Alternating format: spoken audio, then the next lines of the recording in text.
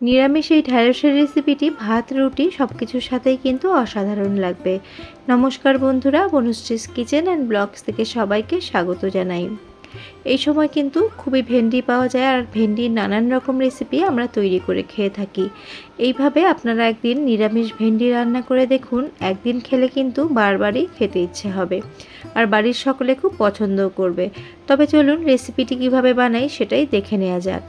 রেসিপিটির জন্য 250 গ্রাম ভেন্ডিকে আগে ভালো করে জল বদল করে 2-3 বার ধুয়ে নিয়েছিলাম। তারপরে জলটাকে ঝরিয়ে নিয়ে কাপড় দিয়ে ভালো করে মুছে নিয়েছি। তারপর ভেন্ডির দুধারটা কেটে বড় ভেন্ডিগুলোকে 3 টুকরো, আর মিডিয়ামগুলোকে 2 টুকরো, আর ছোটোগুলোকে গোটাই রেখেছি। ভালো করে কিন্তু ভেন্ডিগুলোকে মুছে নিতে হবে, সেটা খেয়াল রাখতে হবে। একটা মিডিয়াম সাইজের আলুর খোসাটাকে ছাড়িয়ে এইভাবে একটু পাতলা করে কেটে নিয়েছি, যাতে আলুটা তাড়াতাড়ি সেদ্ধ হয়ে যায়। আর এর জন্য লাগবে একটা টমেটো। আমি একটা ছোট সাইজের টমেটোকে এইভাবে আমি টুকরো করে কেটে নিয়েছি, আর বীজগুলো কিন্তু ফেলে দিয়েছি। তার সাথে নিয়েছি 1 ইঞ্চি আদাটাকে আমি গ্রেট করে নিয়েছি। এবার চলে যাচ্ছি মূল রান্নাতে। গ্যাসের মধ্যে কড়া বসিয়ে আমি সর্ষের তেল দিয়ে দিলাম 1 চামচ। তেলটাকে ভালো করে একটুখানি আমি কড়ার গায়ে ছড়িয়ে নিচ্ছি। কড়াটা ভালো করে গরম হয়ে গেছে। এবার আমি ভেন্ডিগুলোকে দিয়ে দিচ্ছি। ভেন্ডি দিয়ে 3 থেকে 4 মিনিট মতো লো টু মিডিয়াম ফ্লেমে ভেন্ডিগুলোকে একটুখানি ভেজে নেব। ভেন্ডি ভাজার সময় কোনো রকম নুন বা হলুদ গুঁড়ো আমি এখন দিচ্ছি না। ভেন্ডির মধ্যে যে একটা কাঁচা গন্ধ আছে সেটা চলে যাওয়া অবধি, আর ভেন্ডির যে একটা স্লিপারি ভাব হয় সেটা যাতে না থাকে, তার জন্য ভেন্ডিটাকে একটুখানি ভেজে নিতে হবে। 4 থেকে 5 মিনিট মতো লো টু মিডিয়াম ফ্লেমে ভেন্ডিটাকে ভেজে নিয়েছি। এই পর্যায়ে ভেন্ডিটা কিন্তু অনেকটা মজে এসেছে, আর ভেন্ডির যে কাঁচা গন্ধ আছে সেটাও নেই, আর ভেন্ডির মধ্যে কোনো হরহরে ভাবও কিন্তু নেই। এখন আমি তুলে নিচ্ছি একটা পাত্রের মধ্যে। কড়ার মধ্যে আরও পরিমাণ মতো একটু 1 চামচ মতো তেল দিয়ে দিলাম। তেলটা গরম হয়ে গেলে একটা শুকনো লঙ্কা দিয়ে দিলাম, আর লঙ্কাটাকে কয়েক সেকেন্ড একটু ভেজে নিচ্ছি। লঙ্কার কালার চেঞ্জ হয়ে গেলে 1 চা চামচ দিয়ে দিলাম এখানে 5 ফোড়ন। 5 ফোড়ন দিয়েও কয়েক সেকেন্ড একটু ভেজে নিচ্ছি। 5 ফোড়ন থেকে সুন্দর গন্ধ ছাড়তে শুরু করলে কেটে ধুয়ে রাখা আলুগুলোকে দিয়ে দিচ্ছি। আলুগুলোকে ভালো করে একটুখানি ভেজে নিতে হবে। সামান্য পরিমাণ নুন এবং হলুদ গুঁড়ো দিয়ে আলুগুলোকে একটু সময় ধরে ভেজে নেব। আলু ভালো করে সেদ্ধ হয়ে গেলে কিন্তু রান্না হতে আর বেশি সময় লাগবে না। নুন হলুদ দিয়ে দিলাম। এবার মিডিয়াম ফ্লেমে 3 থেকে 4 মিনিট একটু ভাজা ভাজা করে নিচ্ছি।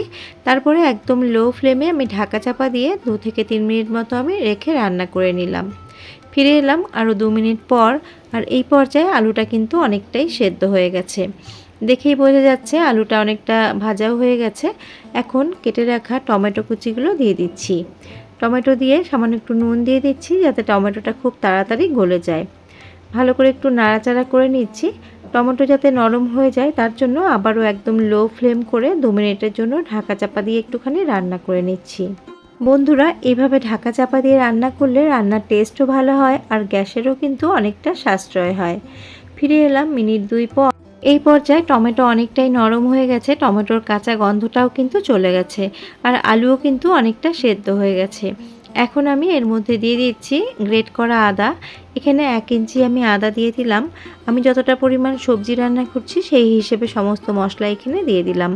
এখানে আমি আদাটাকে গ্রেট করে দিয়েছি। তোমরা চাইলে আদাটাকে পেস্ট করেও দিতে পারো, বা আদাটাকে তোমরা থেতো করেও কিন্তু দিতে পারো। এবার আদার যে একটা কাঁচা গন্ধ আছে সেটা না চলে যাওয়া অবধি একটু নাড়াচাড়া করে নিলাম। এবার আমি এর মধ্যে দিয়ে দিচ্ছি কিছু রেগুলার মশলা। দিয়ে দিলাম 1/2 চা চামচ জিরে গুঁড়ো, 1/2 চা চামচ ধনে গুঁড়ো, 1/2 চা চামচ হলুদ গুঁড়ো, দিয়ে দিচ্ছি ঝালের জন্য 1/2 চা চামচ লাল লঙ্কার গুঁড়ো, আর দিয়ে দিচ্ছি কালারের জন্য 1/4 চা চামচ কাশ্মীরি লাল লঙ্কার গুঁড়ো। মশলা যাতে না পুড়ে যায় তার জন্য সামান্য একটু জল দিয়ে ভালো করে সমস্তটা আবারও কষিয়ে নেব। যতক্ষণ না মশলা থেকে তেল ছেড়ে আসছে ততক্ষণ লো টু মিডিয়াম ফ্লেমে মশলাটাকে আমি কষিয়ে নেব। আর মশলা কষাতে কষাতে আলু কিন্তু আরেকটুখানি সেদ্ধ হয়ে যাবে। বন্ধুরা, অনেকেই আছে ভেন্ডি একদমই খেতে চায় না, ভেন্ডির মধ্যে যে একটা স্লিপারি ভাব থাকে তার জন্য। এইভাবে রান্না করলে কিন্তু একদমই স্লিপারি ভাবটা থাকবে না, আর খেতেও কিন্তু দারুণ লাগবে। ঘরোয়া উপকরণ দিয়ে এত টেস্টি একটা রেসিপি তৈরি হয়, আপনারা কিন্তু না বানালে একদমই বুঝতে পারবেন না। এই পর্যায়ে মশলা ভালো করে কষে গেছে, আর মশলা থেকে কিন্তু তেলও ছাড়তে শুরু করেছে। এখন ভেজে রাখা ভেন্ডিটা দিয়ে আরও মিনিট 2 ভালো করে একটুখানি মশলার সাথে কষিয়ে নেব, যাতে মশলার ফ্লেভারটা ভেন্ডির মধ্যে খুব ভালো করে চলে আসে। ভালো করে ভেন্ডির সাথে আমি 2 মিনিট মতো এটাকে মিশিয়ে নিয়েছি। আমি আলু ভাজার সময় নুন দিয়েছিলাম, ভেন্ডি ভাজার সময় কিন্তু নুন দিইনি। এই পর্যায়ে আমি দিয়ে দিচ্ছি পরিমাণ মতো নুন। নুনটা শেষে আমি চেক করব, যদি লাগে আর একটুখানি অ্যাড করে দেব। নুন দিয়ে সমস্তটা ভালো করে আরও মিশিয়ে নিচ্ছি। বন্ধুরা, ভেন্ডি রান্নার জন্য পরে যদি নুন ব্যবহার করা যায় তাহলে কিন্তু ভেন্ডির মধ্যে স্লিপারি ব্যাপারটা একদমই থাকে না, আর খেতেও ভালো লাগে।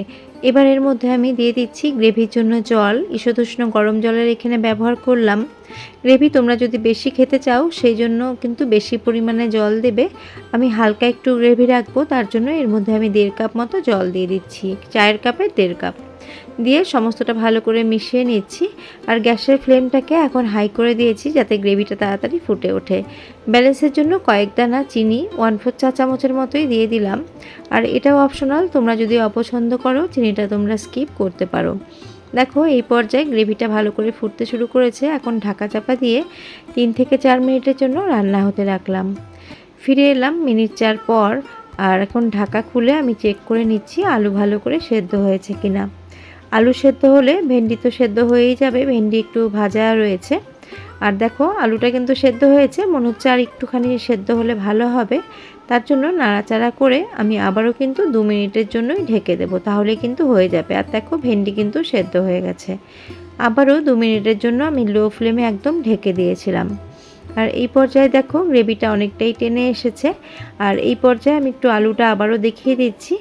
দেখো আলু কিন্তু একদমই নরম হয়ে গেছে। এই পর্যায়ে কিন্তু ভালো করে 100% সেদ্ধ হয়ে গেছে। রান্নাটা কিন্তু আমার শেষের পর্যায়ে। আর এতটুকু গ্রেভি আমি রাখবো। তোমরা যদি গ্রেভি একটু টানাতে চাও তাহলে কিন্তু আরেকটুখানি তোমরা হাই ফ্লেমে দিয়ে গ্রেভিটাকে আরেকটুখানি টানিয়ে নেবে। সব শেষে এর মধ্যে দিয়ে দিলাম ভাজা মশলা। ভাজা মশলার মধ্যে এখানে রয়েছে জিরে এবং শুকনো লঙ্কা। জিরে শুকনো লঙ্কাকে আমি শুকনো খোলায় ভেজে আমি এর মধ্যে গুঁড়ো করে দিয়ে দিলাম। তোমরা চাইলে এর মধ্যে গরম মশলার গুঁড়ো ব্যবহার করতে পারো। আমি গরম মশলার গুঁড়ো ব্যবহার করলাম না, আমি কিন্তু এখানে ফ্রেশ ধনেপাতা কুচি ব্যবহার করলাম। দিয়ে আমি ভালো করে মিশিয়ে নিলাম। গ্যাসের ফ্লেমটাকে অফ করে 5 মিনিট এটাকে স্ট্যান্ডিং টাইমে রেখে দিয়েছিলাম। নিরামিষ ভেন্ডি আলুর তরকারি খাওয়ার জন্য একদমই রেডি হয়ে গেছে। তোমাদের এখন সার্ভ করে দেখাচ্ছি। গরম ভাতের সাথে তো খুবই ভালো লাগবে, তাছাড়া তোমরা রুটি পরোটা সব কিছুর সাথেই কিন্তু খেতে পারো। আর যেহেতু এর মধ্যে একদম কম তেল মশলা ব্যবহার হয়েছে তার জন্য এটা কিন্তু খুবই হেলদি একটা রেসিপি। যারা ভেন্ডি খেতে একদমই পছন্দ করে না, এভাবে বানিয়ে দিলে কিন্তু তারাও আঙ্গুল চেটে খেয়ে নেবে। আমার চ্যানেলে যদি নতুন কোনো বন্ধু এসে থাকো, যদি আমার ভিডিও ভালো লেগে থাকে তাহলে আমার চ্যানেলটিকে সাবস্ক্রাইব করার অনুরোধ রইল। আর মনে করে পাশে থাকা বেল আইকনটির অল প্রেস করে দিলে আমার নিত্য নতুন ভিডিওর আপডেট সবচেয়ে আগে তোমাদের কাছে পৌঁছে যাবে। আর পুরনো বন্ধু যারা আমার পাশে সবসময় আছো, তোমাদের জন্য অনেক অনেক ভালোবাসা। আবারও হাজির হয়ে যাব অন্য কোনো রেসিপি বা ব্লগ নিয়ে। নমস্কার।